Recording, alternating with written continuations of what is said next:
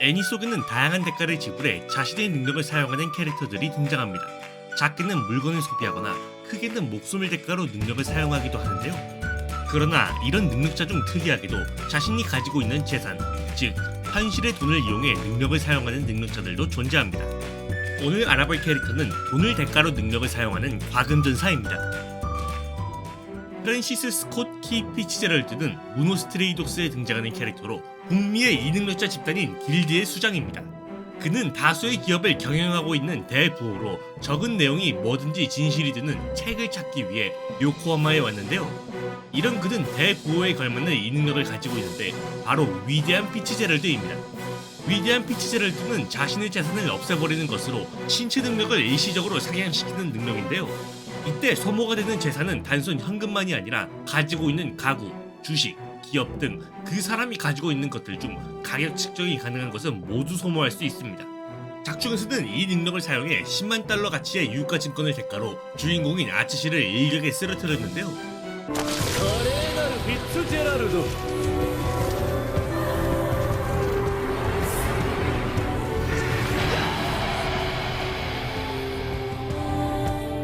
俺の異能力は消費した金額に比例して身体能力を強化させる。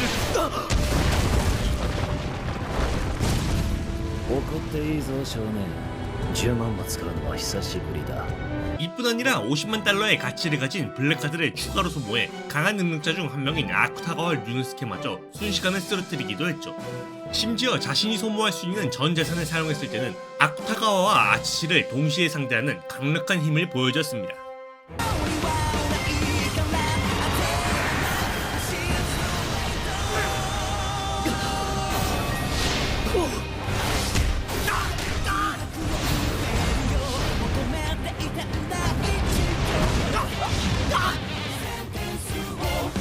어이 어이 これでは張った金額に遠く及ばぬぞ。 이렇듯 신체 능력 하나만큼은 압도적으로 강화시켜줄 것 같지만 단점 또한 만만치 않은데요. 우선 소모한 재산은 타인에게 넘어가거나 물질이라도 남아있는 게 아니라 완전히 증발해버려 사라지게 됩니다. 이뿐 아니라 강한 이 능력자와 싸워야 할 때는 최소 10,000달러 이상을 지불해야 하는 건 물론 능력 자체가 패시브가 아닌 액티브여서 능력을 사용하기 전에 기습을 당하면 그 순간 승부가 끝나게 되죠. 무엇보다 가장 큰 단점은 육체 강화가 계속 유지되는 것도 아니고 일시적인 강화 효과여서 시간이 지나거나 재산을 전부 소모하면 능력이 풀린다는 것입니다. 이런 단점을 가진 능력이기 때문에 많은 팬들이 그만큼 가성비가 좋지 않은 능력이라고 평가한다 하네요. 사쿠라다 카나데는 성 아랫마을의 단델리온의 캐릭터로 사쿠라다 왕가의 차녀입니다. 그녀는 상당히 아름다운 외모와 착한 성격, 그리고 언제나 상쾌한 표정을 지어 미소녀라는 인상이 강한데요. 이런 그녀는 자신의 남매들과 마찬가지로 특수 능력을 가지고 있는데 바로 헤븐즈 게이트라는 능력입니다.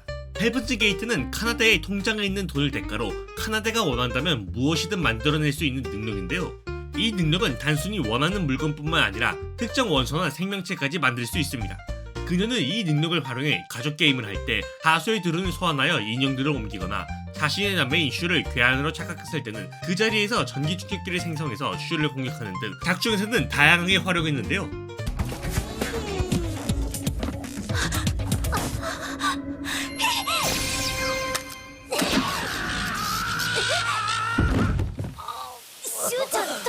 심지어 아직 개발되지 않은 미래의 물건까지 생성이 가능해 주인공인 아카네가 트럭에 치일 뻔했을 때 미래에서 발명될 충격 흡수제를 생성해 사고를 막아낼 수 있었습니다.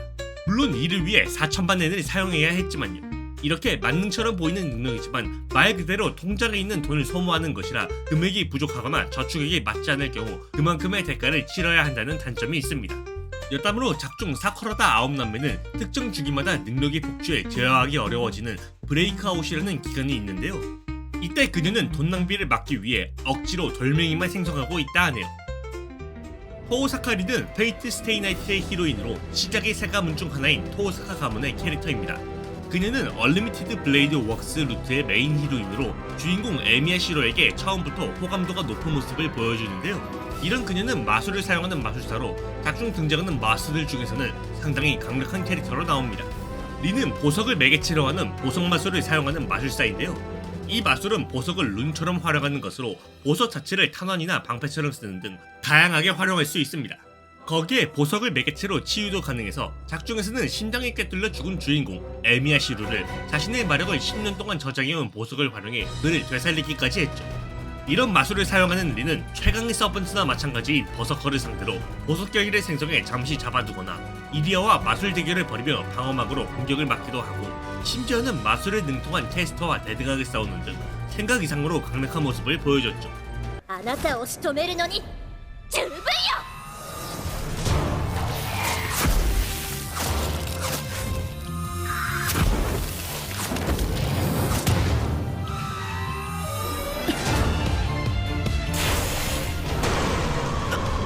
目くらまし。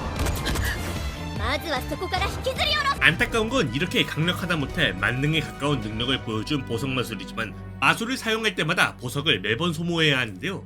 거기에 마술에 사용하는 천연 보석 자체가 상당히 비싸 작중에서 한 번 전투를 하면 수십만 엔은 기본으로 깨져 사실상 금전적인 면에서 하이리스크 하이리턴인 모습을 보여줬죠. 심지어 그녀의 금전운이 좋지 않은 건 물론 그녀의 후견인으로서 재산을 관리한 코토미네 키레이가 재산 관리를 제대로 하지 못해 작중 시점에서는 린이 보석 마술을 마음껏 사용할 수 없었습니다. 이런 단점 때문에 작중에서의 린은 마력으로 신체를 강화해 육탄전 위주로 싸우거나 룬 마술의 일종인 간드 위주로 사용한다고 하네요. 시로시로 베르토니는 경계선상의 호라이즌에 등장하는 캐릭터로 학생회의 회계를 담당하고 있는 학생 상인입니다. 그는 상인으로서 매우 뛰어난 행보를 보여 자신의 파트너인 하이디와 함께 베르토니 상회를 운영하고 있는데요.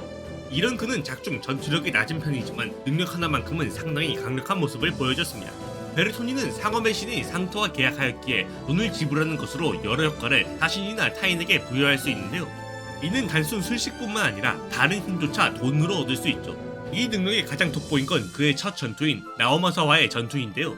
이때 그는 경비대 150명의 힘을 거래로 획득해 10.5톤이라는 압도적인 힘을 내며 나오마사와 대등하게 싸웠습니다. 派手に行くよ。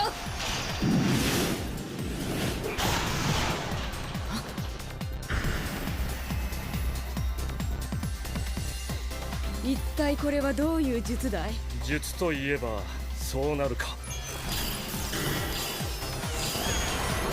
実際はもっと単純な金の力だ。 이뿐 아니라 전투를 벌이고 있던 도중에 주거국에게 빈집을 전부 사들이는 것으로 건물의 보호 효과를 무효화시킨 뒤 그녀의 무신인 지접주작의 균형을 무너뜨려 전투 불능으로 만들기도 했죠. 안타까운 건 작중 포지션이 상인이다 보니 직접적으로 전투를 하기보다는 다른 사람들을 보조하는 서포터 역할을 많이 해 그가 직접 전투하는 경우는 적다고 합니다. 여담으로 베르토니는 작중 계약을 위해 독특한 형태의 도계자를 많이 하는데요. 이런 도계자 중 가장 압권인 건 영국과의 거래대로 이때 통칭 트리플 엑셀 도계자를 보여줘서 많은 사람들을 웃기게 했다고 합니다.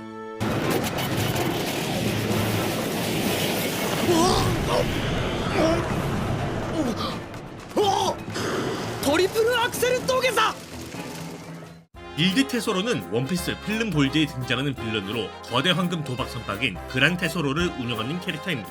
그는 전 세계에 유통되는 통화의 20%를 장악하고 있는 대부호로 자신의 부를 이용해 천룡인마저 회유하여 세계 정보를 휘두르는 게 가능한 엄청난 거물인데요. 이런 그는 최종 보스로서 강한 행보를 보여줬는데 이는 그가 악마의 열매 능력자이기 때문입니다.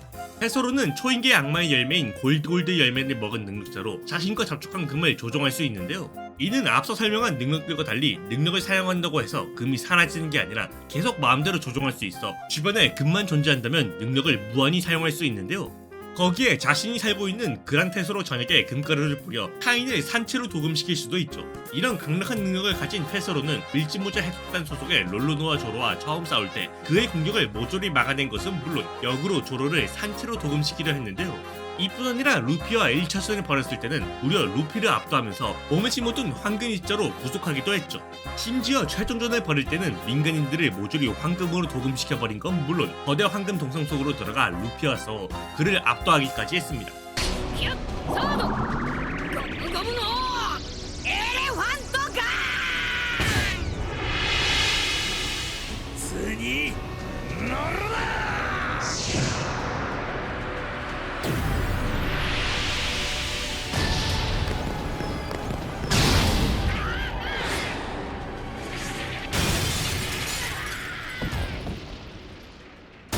이렇듯 능력만 놓고 보면 무적일 것 같지만 금을 생성하는 게 아니라 금을 조종하는 능력이라 주변에 금이 존재해야만 능력을 사용할 수 있는데요.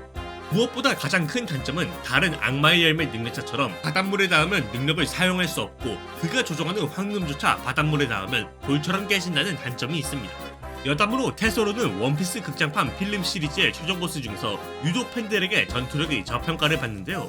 아이러니한 건 이는 다른 최종 보스들이 괴물급으로 강하기 때문이지 테소로 역시 극장판의 최종 보스에 걸맞는 서사와 강함을 가지고 있다 합니다. 오늘은 돈을 대가로 능력을 사용하는 과금전사들에 대해 알아봤습니다. 기본적으로 재력이 있어야 능력을 사용할 수 있어서 그런지 전원 부자인 게 특징인 것 같네요. 여러분들은 돈을 대가로 능력을 사용하는 능력자 중 어떤 능력자가 가장 기억에 남으시나요?